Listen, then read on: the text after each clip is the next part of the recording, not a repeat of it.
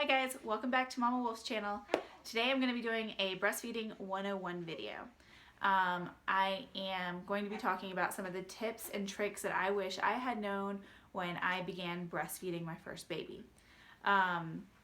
It kind of was, throughout my first pregnancy, all 9 months, it was like, all right, I just got to get to that point where I have the baby successfully, like go through labor and delivery successfully. And once I get to that point, I'm smooth sailing. And about an hour after I had her, it was very much like, now I have to feed her. I didn't even know where to begin. It was really overwhelming. It was very difficult. And it was really difficult really for the first 6 months of her life. Now I'm breastfeeding my second baby and going through some of the similar issues. And I just really feel like I kind of wish that I had resources when I was breastfeeding my first, and even now that I can go to and kind of reference for help and just some things to read about and learn about breastfeeding. So that's why I'm doing this video. The first most important thing you have to do when you're breastfeeding is trust yourself. Trust your mom instinct. Whatever you feel is happening, go with your gut. And you have to relax. Don't get too wound up, too stressful, feel too anxious about what you're doing. Just sit back, relax, and it's really important that when you're relaxing that you also relax your body and your mind and just enjoy it and really try and focus on what it is. I mean, it's a really awesome bonding experience between you and your child, and you're, creating this milk to nourish your child that they live off of solely for at least 4 to 6 months, ideally 6 months. So it's just a really awesome thing that you're doing. I kind of make a joke, and I don't think I definitely didn't make this up. I've seen it on Facebook, but it's like, what superpower do you have? Because I make milk. How cool is that? So I'm going to go ahead and jump right into it and kind of cover the basics. So let's go over the positions first. There's 4 positions. If you Google breastfeeding positions, there's 4 positions that you'll have to know about. So there's the cradle hold, the cross cradle hold, the football hold, and then the sideline hold, which is one of my favorites. And then also there's another couple of holds that you can do that are beneficial to you depending on what's going on with you and your baby at a given time. So I'm going to bring Hunter in and show you guys those holds. And the first position, now he's 2 months old, and so he's a little big, and he's a big 2-month-old baby. Come closer. That's perfect. And so he's a little big, and so some of these holds are going to be a little difficult with him, but I'm going to show them to you anyways, just so you know. So we've got the cradle hold, which is the first one I told you about. That's essentially where you hold the baby, depending on what side you're going to feed them on. You hold the baby up here to your breast and have them latch onto your boob, and this is essentially the hold right here. It's really beneficial to use your 2 fingers right here and kind of cup your breast with them and maneuver the nipple into their mouth. Then you also have the cross cradle hold, which I don't like. It's hard, and it's really hard with bigger babies. But this is like essentially what you have to do with a newborn because they have no neck control. They're really floppy, and this will be the hold that you do while you're in the hospital. So you use this hand, whichever hand you're not holding the baby with. You make a C cup, grasp your breast, and then you hold the baby like this. You've got this right angle with your arm. Your forearm is supporting their back, and your elbow is kind of supporting their butt, and then your hand is supporting their head, and you can kind of move the head around with your hand. You cup your breast, and then you put them to it. And you kind of have to hold them like this until they get a good latch. Once they get a good latch and they've been on there for a minute, you can let your hand go and kind of use your arm to scoop your breast up into their mouth like this. And then you can transfer to the cradle hold, which is really beneficial. It's just, not beneficial, it's just a lot more comfortable. So, if you're going to be feeding a newborn, which you do for like 30 minutes on each side, holding them like this is really uncomfortable up here on your shoulder and your neck. So if you can switch over to the cradle hold, that's ideal.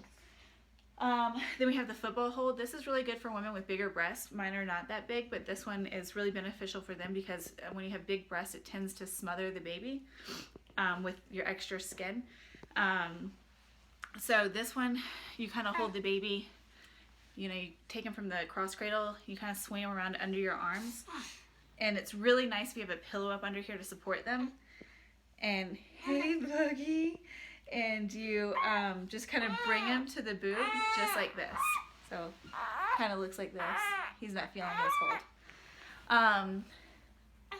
And sometimes if they're fussy with the first 2 holds and you can't get them to latch, try this hold just to see if that's something that they like. Hunter doesn't like it. And then you have the side laying hold. So this is the one that I do at night. So you literally, it is what it is. I mean, it is what it sounds like. You're laying on your side. You can kind of bring him into bed with you. And just like this, hold him right up next to you. Make sure, for all these holds, make sure, except for the football hold, that you're tummy to tummy with the baby, or heart to heart. So he's facing me, and literally just use, you know, your 2 fingers right here, maneuver your breast into his mouth, and you're good to go. Ideally, it's better if you have a pillow, or you can lay your head down like this. Will you turn it this way a little bit so you can see? Okay, hey. So those are the 4 holds that are the most common. You can, you know, wear your baby and breastfeed them. You can, there's a lot of different holds, okay? So I'm gonna go over like one of the other ones that are really helpful, that's really helpful for me right now in my journey with Hunter before I give him to his dad to put him down. And that one is the laid back hold. So essentially it's, you're in the cradle position. See, he's tummy to tummy with me, and I get him latched and then just lay back, have pillows behind me, and I just lay back. And the reason why that's good is for women who have an overactive letdown. When your baby gets to be a certain age, usually around 2 months, they get more sensitive to your letdown, and it bothers them if you have an overactive one. And so that's what we're going through right now, is when I have a letdown, I have a lot of milk, and so when the letdown happens, the milk squirts out and it aggravates him. So laying back really helps, lets gravity help your letdown not hurt the baby. So instead of it shooting straight into his mouth, it's going up and it's just kind of trickling into his mouth. So that's a really good one. Before I let him go, I want to show you one of the other techniques that literally saved my breastfeeding relationship with my first baby, Sarah. It's called nipple to nose. The lactation consultants will likely tell you about this in the hospital. Hopefully they will. But I'm just going to show you a little bit about what it is. So it's a way to get a good latch. When you first start breastfeeding with your baby, it's going to be really hard to get a good latch no matter what. My experience with Sarah, my firstborn, is the nurses kind of came in, they grabbed my boob, they shoved it into her mouth, and that was it. So I was left not knowing what to do, and so every time I would latch her, that's what I would do. I'd grab my boob, shove it into her mouth, and then, you know, 4 or 5 days later, my nipples were bleeding, I had blisters, it was a real bad scene. So I had a lactation consultant come to my house a couple days after I gave birth, and she told me about nipple. So I had a lactation come to my house, and she told me about nipple to nose latch. And essentially what it is what it sounds like. So, you know, with your newborn, you've got him in this cross cradle position. Will you turn the camera this way a little bit? And you're supporting their head. This hold, you're holding them in a cross cradle position and supporting their head with your hand. And you're using this hand to cup your breast. And what you do, I'm not going to show you obviously, but you line their nose up with your nipple like this, and you kind of caress your nipple over their nose, and when you do that, it triggers something. It triggers something, and they open their mouth, and as soon as they open their mouth, you move their head up and over onto your nipple. So you've got it matched up with your nipple, the nose matched up with your nipple. You rub the nipple on their nose. That'll trigger them to open their mouth, and when they do, you put them up and over, right? So you don't move your breast to their mouth when they open. You move their head and their mouth to your breast. YouTube it. There's women out there who are doing it without their shirt on, and you can really see exactly what I'm talking about. And it is a lifesaver. It's a perfect way to get a good latch. And it's really easy, and once you do it a couple of times with the baby, they'll learn, you'll learn, and it becomes really natural, and then your nipples aren't bleeding anymore, and that's glorious. So I think those are the only things I wanted to talk about with you guys with Hunter. I'm going to go ahead and give him to David, and we'll go through the rest of the things I wanted to talk about. those were the holds I wanted to go over with you. They're just basic holds. Like I said, you can Google them and see exactly how, you know, more of a technical description of how to hold the baby and all that kind of stuff. Nipple to nose is key to getting a good latch. Now, going back to that, I'm sure first time moms, you always are going to have struggle with the latch, even if you try nipple to nose and it doesn't work. It's just really hard to get it right. If it gets bad enough to the point where you're like, that's it, I want to give up and start formula feeding, because I was almost at that point, go see an IBCLC, a board certified lactation consultant. They'll help you do that first before you give up. But to help with your sore nipples, a lot of women, or doctors or nurses, will tell you to use lanolin or some sort of like nipple cream on them, which is great. But the best thing for them to help them heal is your own breast milk. Breast milk heals everything. If your kid gets a scratch from their nails, put breast milk on it, it'll heal it. So always, just when you have sore nipples, just hand express some milk out and put it on your nipples and stay naked. You know, the first couple weeks you're home, just let your boobs be exposed. The air and the breast milk are going to heal your nipples 100%. Nothing beats breast milk. Use the lanolin though whenever you feel like it's necessary. I always would have a little tube next to my bed. Even this time with Hunter though, I never used it. I just used breast milk, and our latch was we resolved any issues with his latch pretty quickly. We cover the positions. I have everything written down. I actually, to do this video, I reached out to a breastfeeding group I'm a part of on Facebook and asked some women to give me some of their inputs on things that they wish they had known. So thank you ladies for helping me if you are watching this. And so I wanted to make sure I had a comprehensive list of things to tell you guys, but I'm trying to go through it quickly because my videos tend to be too long. When you come home from the hospital, you're gonna, for the first couple days, while you're breastfeeding, you're going to just be feeding them your colostrum, which is a real nutrient dense form of milk that you're going to be giving your baby for the first 2, 3, 4, 5 days. And it's really hard for them to get it out of your breast. They have to suck really hard to get it out. So that's why you're feeding them for almost an hour each feeding. Sometimes less, sometimes more, but that's about how long you feed them. And that's another reason why your nipples get so sore, is because they're working so hard to get that out. Don't worry about it. Don't worry that they're not getting enough during those first couple days, because the denseness, the nutrient density of that colostrum is so intense that it's so beneficial for them. It doesn't matter that they're not getting that much. Trust me. Within 5 to 7 days, usually 5 days, your milk will come in.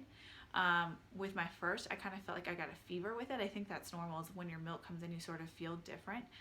Your boobs immediately become engorged, hard as a rock, and they're huge and hot to touch. And so that's when you know your milk is coming. You could also hand express, and instead of seeing like the yellow stuff that comes out, which is the colostrum, you'll see white milk. It's really cool. So yeah, don't freak out the first couple of days while you're in the hospital, and when you're at home and you're feeding them the colostrum and they're wanting to eat all the time. Let them feed them as much as you want. Don't worry about schedules. Don't worry about how long they're feeding. Don't worry about how often they're feeding. As long as they're getting enough wet diapers and pooping, you're good to go. You're doing exactly what you need to do, mama. Just sit there and feed. Turn on Netflix. Let your husband or your boyfriend or whoever do whatever they need to do to take care of you, your mom, dad, whatever, and just sit there and nurse. Do not worry about schedules, time between feedings. Let them feed as often as they want. That's the most important. And the colostrum is so beneficial for them. When your milk comes in, you get that engorgement. It's going to be painful. So use hot compresses, cold compresses, whatever feels better for you. Always, the heat always feels better for me. Some women prefer the cold. And, you know, just nurse. Your milk is going to come in, like, I think I've read somewhere that it comes in enough to feed twins. And over the course of the next 3 months, it starts regulating down to suit their needs. So you're going to have a super large amount of milk, like oversupply for the first couple of months or weeks, until it starts to regulate. And it gets more regulated around 6 weeks. So don't worry about it. Just feed when he or she wants to feed. And like I said, as long as they're getting enough wet diapers, you're doing what you need to be doing. Don't stress about anything else. Now, if they're not, then go see the doctor and see what's going on. So also ibuprofen helps with the pain of the engorgement because it is painful for the first couple of days, but not so bad. I mean, after they feed, it feels fine. Wear nursing tanks and bras, and like I said, for the first couple of days or weeks, just walk around the house without a top on. It's the best way to go.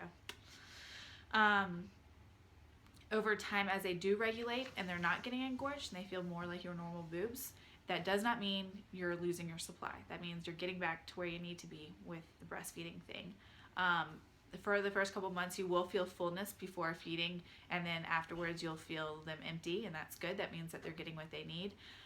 But they won't be like super engorged like they were the first couple weeks after you got home from the hospital.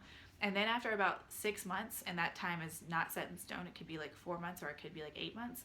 If you're still breastfeeding, your boobs get back to like almost 100% normal, which is kind of sad because they were super engorged and now they're like, but that you're not losing your supply. You're just getting like exactly where you need to be. So do not worry if as time progresses, you don't feel the fullness and the emptiness before and after feeding. Like I said, as long as they're having enough wet diapers, you're doing what you need to be doing. I can't say that enough. If you do feel like they're having low supply and they aren't going pee as much as they should be, pee is most important. Breastfed babies sometimes will go a day or two without pooping, sometimes longer. So don't worry too much about that, but still keep an eye on it, and always consult your pediatrician if you're worried. Don't ever like take my advice over your pediatricians. But if you do have low supply, and it's really soon after you gave birth, go to the doctor, see if there's something going on with maybe your like a retained placenta or something like that. That can sometimes affect your supply.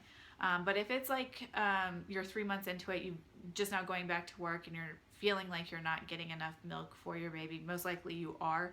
But if you are worried that you're not, you can always do a thing called Power Hour to help build your supply back up.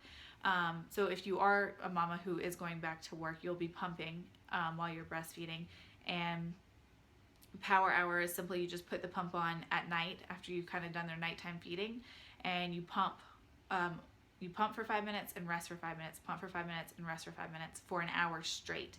If you do that 1, 2, or 3 nights, the next day your supply is gonna be like crazy. So that's a good way to like kind of rebound your supply if you feel like it's low. But like I said, enough wet diapers, your supply is not low. And if you are pumping at work, you will notice that some moms only pump like 2 or 3 ounces per pump session while you're at work, and that's just because your breasts don't respond as well to a pump as they do to your baby, and your baby's still going to be able to draw out enough milk from you. So don't ever rely on the pump to tell you what your supply is, because usually the pump is lying to you. It isn't really nice having plastic bits on your lady girls pumping out the milk, and you just don't usually produce enough. Some moms it doesn't affect them, some moms it does. And if you're one of the moms where you're not getting enough milk out, don't worry about it. Your little girl or little boy are going to be able to get it out for you. But that brings me to my next point. It is, if you are going back to work, nice to build a stash during your maternity leave. So if you do get back to work and you're not able to pump enough to kind of keep up with what they need during the day, then you can have that stash to sort of back yourself up. But you'll be fine. What I do when I start building my stash is I usually wait till about 3 weeks, and some people might say that's a little early, but I like to get a stash. I'm kind of a psycho about my breast milk, and I like to have a stash. So I'll usually do it in the morning because you're fuller in the morning, and by the evening you're not nearly as full. So I do it usually after our morning feed, which is around 9 o'clock, and then after our feed I pump and store the milk. And so in case of an emergency, or when I go back to work, or if I have to travel for work, I always have a stash on hand. It's not a big deal to build up a stash though. Some of the moms on my group said don't emphasize the importance of building up a stash, but it was kind of ingrained in me to build up a stash, so I'm big on stashes in case of an emergency. But it's not a big deal. You only have to pump enough at work to feed them for the next day. So for first day back at work, make sure you have about 8 to 12 ounces to feed them, and then that day that you're at work and they're eating that milk, the 8 to 12 ounces that you already have, then you only have to pump enough to feed them for the next day, and you just got to keep up that way. So it's really not a big deal.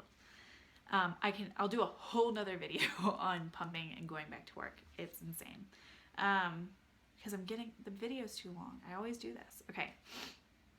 Bottle feeding. A lot of the moms on my group said to make sure you introduce a bottle early on, because if you wait too long, like if you're a stay-at-home mom and you're with the baby all the time until like 3.5 months, and then one night you want to go out and give them a bottle, they tend not to take it because they're just so used to your breast. So try introducing a bottle within the first 2 to 4 weeks, just once or twice, and have dad do it or the boyfriend do it or whoever, just so they don't get too confused. Like, Mom, I was just eating off your boob, and why are you giving me a bottle? I don't know if that really matters. That might be all in my head, but I always like David, my husband, to feed my little ones the bottle instead of me, just because I want them to know that they come to mama for the good stuff. And they still get the good stuff out of the bottle, but it's not the same. So do that early and every so often, and just so when it is time for you to either go back to work or you want to go out one night, they'll be able to take a bottle and you can have a little bit of freedom. That's important. Sanity is important. Let's see. Oh, I think I've gone over everything. Support groups are really important. I had a really good support group here. We have a really nice, like, it's called the Mamahood. It's a really great place for moms to go and do prenatal yoga and have support groups for breastfeeding and birthing classes and the whole 9 yards. So I would go there a few times with Sarah when I was having issues, and they have IBCLCs, I don't know what the whole thing is, like International Board Lactation Consultant, something, but they're board certified lactation consultants there that'll help you if you're having any issues, and they're great. So if you're in the Denver area, go to Momhood. Amanda Ogden is awesome. But wherever you are, they have IBCLCs, and they're usually really helpful. So that's a good thing. And make sure you get a pediatrician who is up to date on all the breastfeeding stuff. Having a pediatrician who isn't can give you some bad advice, and which could be damaging to your breastfeeding relationship. And I think breastfeeding is super important, but if you have to supplement, it's not a big deal. But you usually don't. So don't let people say you have to when you don't. Anyways, so one of the best things that has been very beneficial for my breastfeeding relationship with my children has been a Facebook group, and like I said, that's who I reached out to get some of these tips and tricks from. And it's called the Badass Breastfeeders of Denver. They have just a generic Badass Breastfeeder site that's kind of nationwide that you can go and join, or they have a lot of local Badass Breastfeeders, and correct me if I'm wrong, but I think that's the case. So just if you're in a bigger city, look and find one and join it. And anytime you have questions, you can go on there and ask, and there's IBCLCs on there that can help you, and just women who have breastfed a lot of kids or are currently breastfeeding, and so they can really provide you a lot of information. And if you have any questions, follow me on Instagram or on Facebook, and I can give you any of the advice I have. And if I don't have any advice, I could pass it on to my Badass Breastfeeders and ask them if they have the advice. And you know, I want to build a community here where we can all come together and get the information that we need, and support each other. So, you know, let me know. So support groups are huge. Also, I didn't do this with my first for like the first couple of days. Drink a lot of water, or else you're going to pass out. I didn't pass out, but I almost did. I didn't realize the importance of getting enough water. And I mean, you should be drinking about 100 ounces of water a day while you're breastfeeding. And eat really healthy, and eat a lot of high-fat foods, because your body's working real hard to produce that milk and to feed that baby. Take care of yourself. Sleep. Hydrate. Eat good. Hydrate. That's important. I always forget. So when I breastfed, I would always have like a little snack, or I do now. I have a little snack in my water bottle. Comes everywhere with me, right next to me, because I get so thirsty while I'm feeding. Drink a lot of water. It's so important. And eat healthy and take care of yourself. Skin to skin. Hello. That's a big one. Right after you have the baby, you're going to do skin to skin. I think most hospitals do that now. But make sure if they don't, that you do it for the first like 5-10 days. It's so important. It's a really big bonding thing for you and the baby. Just lay there naked with him, you know, or her in a diaper and covered in a blanket so they don't get cold on your skin, and it's just so nice. It's the best, and it really helps with breastfeeding relationships. If you're having any breastfeeding issues, go back to skin. Always resort back to square one, which is that. And that should help you guys kind of work through it. With my first, she went on a nursing strike for about a month and a half, and we did a lot of skin to skin, and we had a lot of issues, and a lot of pumped milk was being given to her. It was very hard, but we worked through it, and I'm really glad. I fed her for a year, so you can always get through it. This too shall pass. You can do it, mama. And, you know, I wanted to keep talking, but I can't because this is getting too long. Let me know if there's anything that I missed. If you guys have any advice that you want to give, put a comment down below. Give this video a thumbs up. And subscribe to my channel. I'm going to be posting a lot more videos on here about motherhood, wifehood, how things change with your relationship with your significant other after you have babies. I'm going to start doing product reviews. The whole 9 yards. And if there's any videos that you want to see from me, let me know. Oh, and I think I'm going to do Hunter's 2-month update, I don't know, this weekend or something. I went really long between my last video and this video because I've been really, really busy with some other stuff. But now that's done, and so I can get back to this. And yeah, let me know what you think. All right, talk to you soon.